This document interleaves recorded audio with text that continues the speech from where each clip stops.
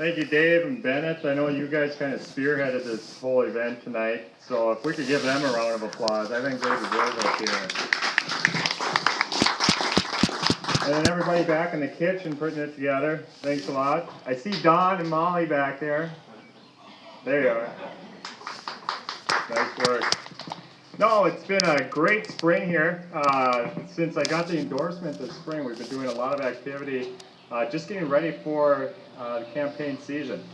Now, Senate District 1 is a very interesting district. It's a conservative district that's been held by Leroy Stump for 34 consecutive years.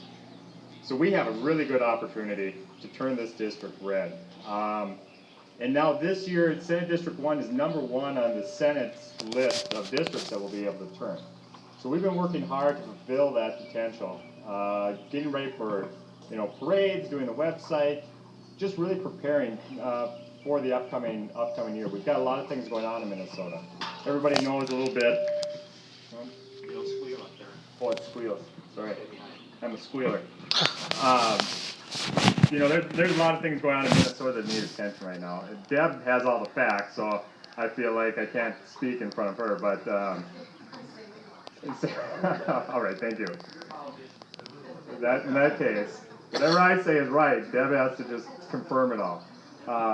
We've got a couple of things that we really need to address going forward here.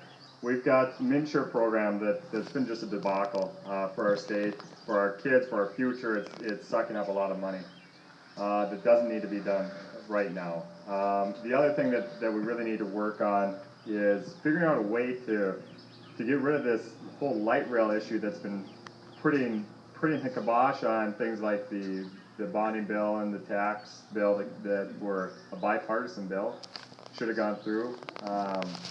There's a lot of issues that affect this area. We've got energy issues with next generation energy policy from St. Paul that's coming up this way.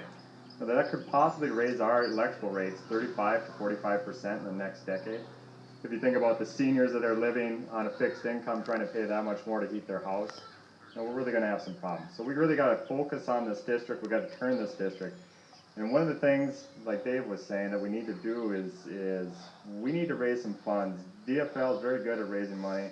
Let's show them that we can raise some money, get on track to win this district, and I think we definitely can this year. Other than that, thank you for coming. It's been a beautiful day today.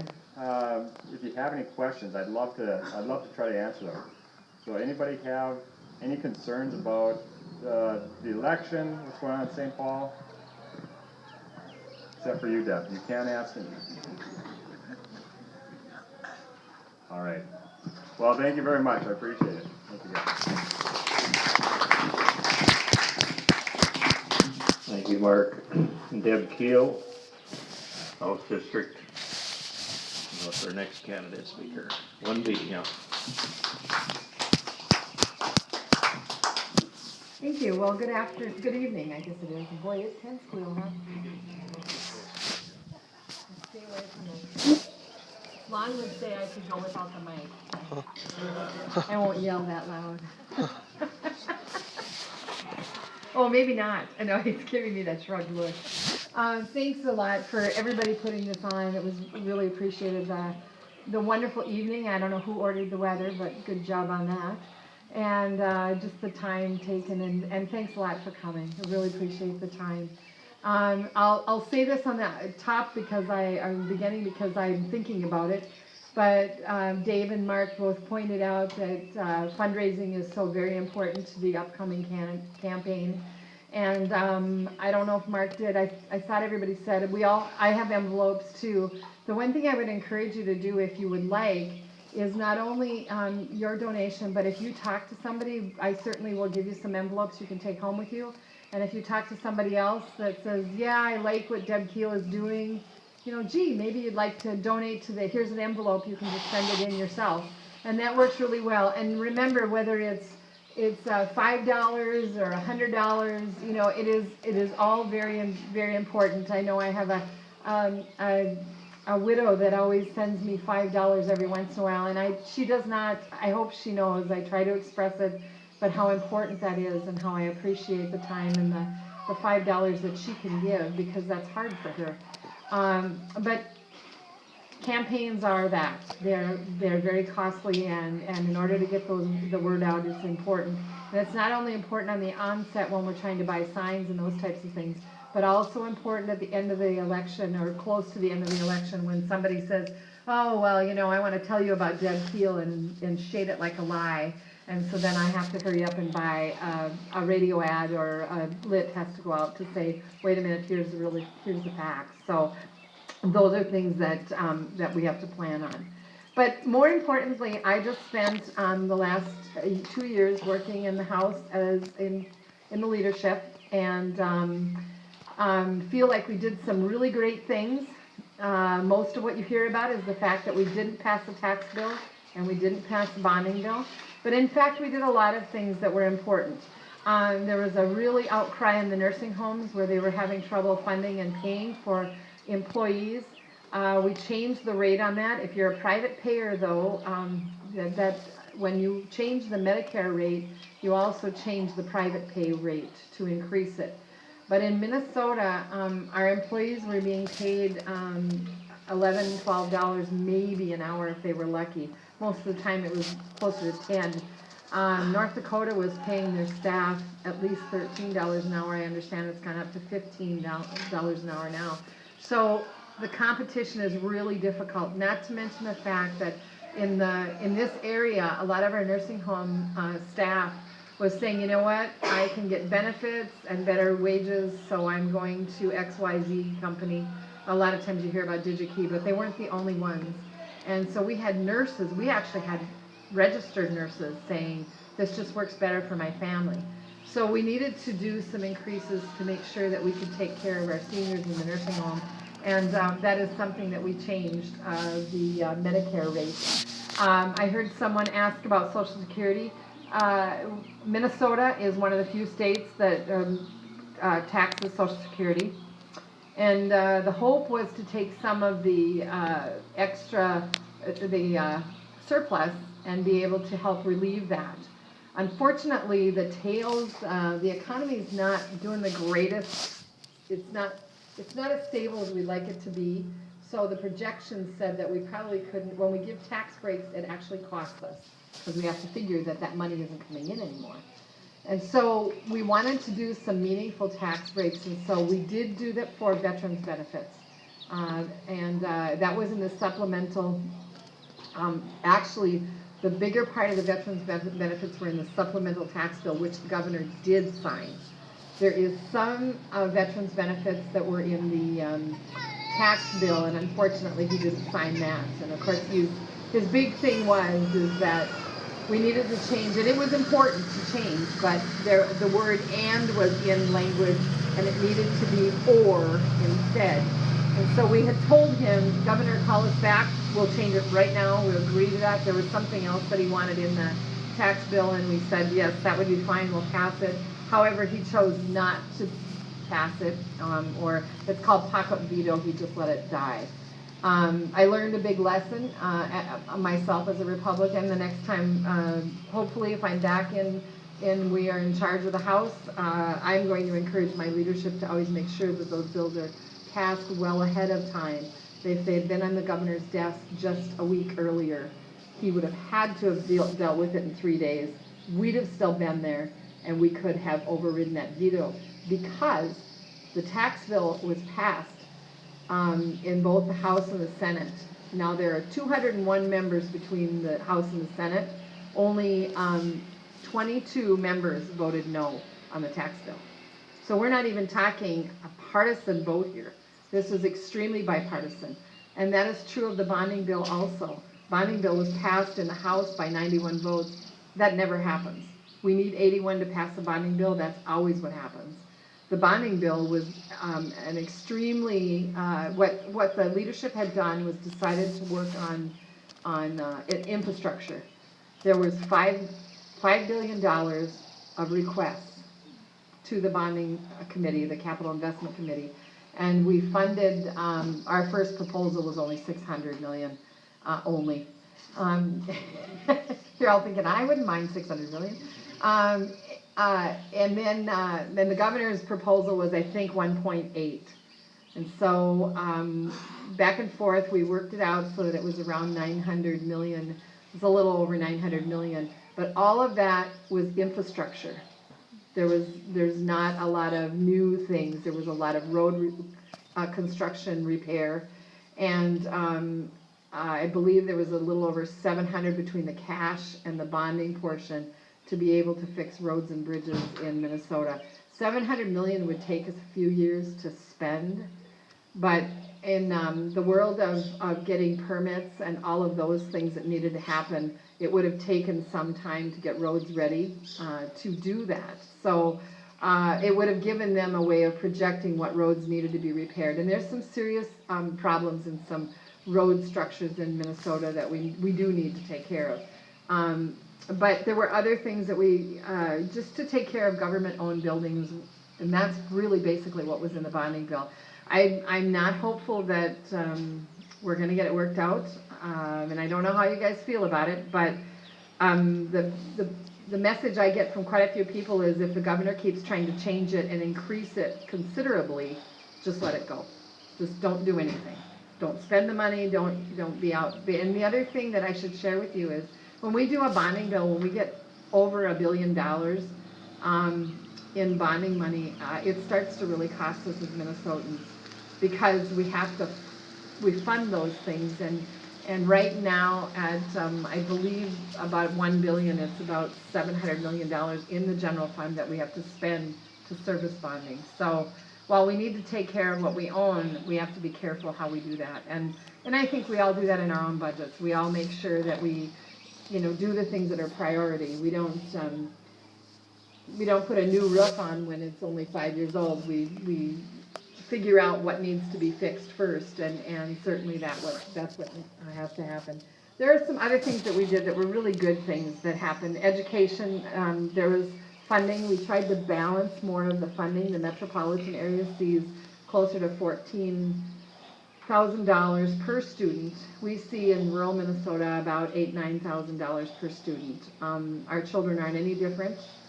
Yes, there are challenges there, but there are challenges here. And so what we did was try to equalize that, bring that into line a little better. We did some other things. Schools asked us to help fund nurses, counselors, because of some of the challenges in children's lives. And I'm a former school board member, and I was not crazy about starting to fund those things directly. I said I would rather see us do it in their budget, and then the school can decide for themselves what it is they need. If they need a school nurse or they need another counselor, how they need to deal with it is much better. And if you put the money on the bottom line for them and don't dictate exactly what they do with the dollars, the schools and the school boards are responsible to the taxpayers. They'll figure it out. They'll know what to do with it and what needs to be done. And I really like to see some of the collaboration that has happened in some of our schools that really works for our school districts because, they are small. They are challenging. And I have to tell you, I have some legislators who came up to me and said, Representative Keel, do you know how small your schools are? And I said, yeah, I have a good idea. You should consolidate those schools. And I say, you have any idea how far those kids would have to ride on a bus? And they say, well, we see that happen in the cities. And I said, sure, you do. But those kids don't ride 2 hours. We personally live 10 miles from Crookston. Our kindergartners rode the bus as long as they were in kindergarten. And, that's some of the choice. We live farther away from the community. But on the other hand, when we start consolidating, Winnemac and Fosston and Bagley, it would be too difficult for families and schools. And besides that, my biggest argument is look at the graduation rates of our small schools. They're pretty high. They're probably not up to our standards. We'd like to see 100%, but our graduation rates are well over 80, well over 90. Minneapolis, St. Paul's graduation rates are around 50, 60. That's not good. 50, 60% of the students, and we wonder why they can't get jobs. They're not ready for life, and that's what really is important. Our ACT scores are better. Certainly we can always improve them. But my argument is that I think that small schools really work, and we have a lot of dedicated people and families that are important, that are involved, and we need to encourage our families to always be involved in our children's education, because a successful child does much better. Same thing with, we put money into early childhood, and that's a tug of war between us and the governor. He wants more money in early childhood. He wants it required, and he wants to mandate that all of the instructors become part of the union. That's the backbone of this. Teachers should all be part of the union. Well, I got news for him. The early childhood teachers don't want to be part of the union. They tell me that all the time. And the other thing is that when we pour in a lot of money to 4-year-olds, the preschool teachers tell me, first of all, some 4-year-olds are ready for some school, some are not. They're just not ready yet. And pushing them all to be there doesn't work. And then all of the money we put into early childhood education at 4 years old, the statistics well show that by 3rd grade, most of that's lost. The kids that are successful and it is retained are the children who have important people in their lives on a daily basis that are successful. Moms and dads, sometimes it's a grandparent, sometimes there's all kinds of people in their lives, but that's what we need to encourage, is stable families, and that will help our children to be successful. Some of the things I got done, I gotta quit talking. I could talk for another half an hour. So, Lon's got the hook out there. No, he's smoking his pipe.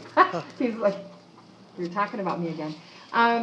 Anyway, some of the things that I was really proud to work on is, not all of our schools can offer a welding class or a manufacturing class, and manufacturers are telling us kids are not ready. It doesn't mean that they need a 4-year degree. It doesn't even mean sometimes they need a 2-year degree, sometimes a 10-month education. But what we need is some more exposure in high schools.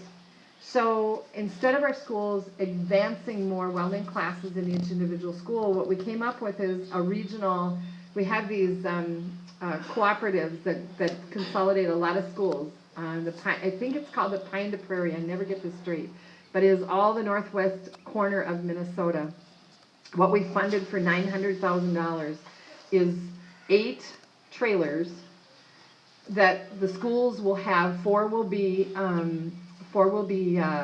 welding, and 4 will be manufacturing equipment. The equipment that goes in the trailers will be provided by businesses with the latest technology, so that the students have the latest items, and MnSCU is going to help with the education for these students. So they'll have a taste of it anywhere from 6 to 12 weeks. Those details, this just got passed, so they've got to work out some of those details. But what'll happen is, it'll happen in this northwest region and then the Fergus Falls, Moorhead area. And these will be trailers that can go from school to school, and students will be able to have some exposure to this.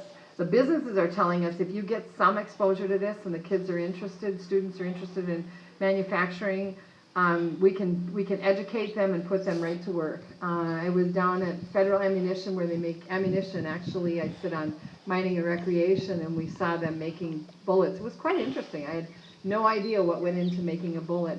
And we saw everything from military to private use. And I asked the gentleman, I said, so what kind of education do you need? And they were screaming for people to go to work there. And he said, oh, we just need a high school degree. We don't need anything more than a high school degree. We'll train them right here. He said, however, and I tell my teachers or my superintendents this all the time, what I need is a student that shows up, or an employee that shows up, prepared for work, on time, ready to work the full shift.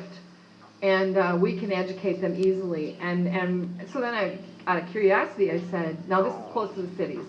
So I said, well, what are you paying an hour? $15 an hour? Oh no, well above 20. And cost of living is a little higher there, but that's not bad for a kid coming out of high school to start a job and with possibility of really climbing up into the business. So, and there was a lot of, and that's what I heard last summer a lot when we toured businesses and talked to education.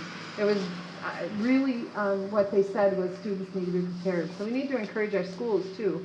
We need to encourage our students to make sure that they come to school ready to go, to be bright and alert and in their classrooms at the right time and prepared for education. So, I'm trying to think if there's other stuff, but maybe we should ask questions, because like I said, I could talk forever. Right, Lon? Nothing worse. He wants to ride home with me. Anyway, Any questions? yeah, do you have questions? I Tim, don't have a or question. Barb? I don't have a question, I have a comment. The Thief River Falls Times has, in the last 6 or 7 election cycles, refused to print in election year any letters to the editor with political nature to it. I'm asking Deb or Lon, did you guys see the letter to the editor in the Times a couple of weeks ago from the DFL, one of the DFL opponents? Oh, you mean from Mr. Root? Yeah, no. Oh. It was side by side. Mr. Rude had a press release. It was under letters to the editor. Michael Moore had a letter to the editor printed in the Times. I read his letter because it was in quite a few of the papers, but It was not nice. And I'm wondering if your campaign shouldn't be contacting David Hill and saying, I want equal time. good to point out. Yeah, I read it so many places it didn't even click. I'll just call Mr. Hultgren and ask him why that is. David's boss. Thief River Falls Times. Thief River Falls. Yeah, Mr. Hultgren, Randy is now the publisher one. Yeah. And he's the publisher, but Dave Hill is the editor. Yep. And he's always told us, we will not be printing political nature letters to the editor. And then I saw that. And I Oh. wasn't sure if you saw it or not. I read it, but it probably didn't even, it's like reading all the papers, and so. I was going to ask for it. I was going to do that for you and didn't get in there yesterday, so. But Well, I'll think- call and tell him that I see we're going to be doing political letter to the editors now. I guess you did one, you can do more. Yep. We'll see.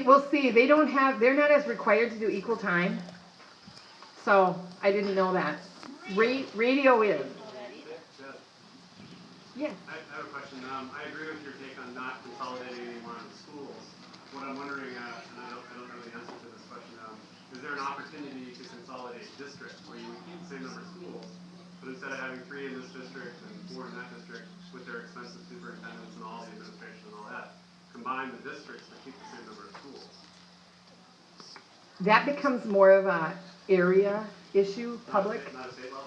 No, well, yeah, they have to decide. Actually, there are some schools that do already sharing the superintendent and sharing the services. Yeah, Red Lake Falls, that area does it. I know we talked about it with Fisher for a while when I was on the school board. And there are some challenges there as long as everybody understands the expectations of the superintendent or services. And I know we've shared teachers at some point. Whatever works with your schedule. So there is some sharing already. And the Northwest Service Cooperative helps them with purchasing also. That works for the counties too in that area.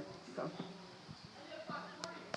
Yeah, I know Jim Jetter does both RLCC and Yep. And that's pretty new. yeah, I think last it's- year was his first year. Yep. And it's going to even be forced because when I left the school board, there were 89 openings for superintendents, and there were not 89 superintendents to fill it. Now there'll be some transition of principals that have gotten their masters. And by the way, we did some funding in the supplemental budget for education to let teachers, if they go for their masters in their field, they could use that as a tax deduction for their schooling. So it helped teachers to be able to do some more of that master's degree. And if they have that, then they can do college in the high school. So some of our high school students can get those, and that really helps kids that are low income, that aren't going to be able to necessarily get that education that feeds itself. I watched a few students that go to high school get some of those classes and go to college. They're done with college in 2 years at a 4-year school. So that really is, and it helps our teachers to advance their knowledge too. Any other questions? Thank you, Deb. Give her a hand too. George Bosselman, did you want to come and make a couple comments?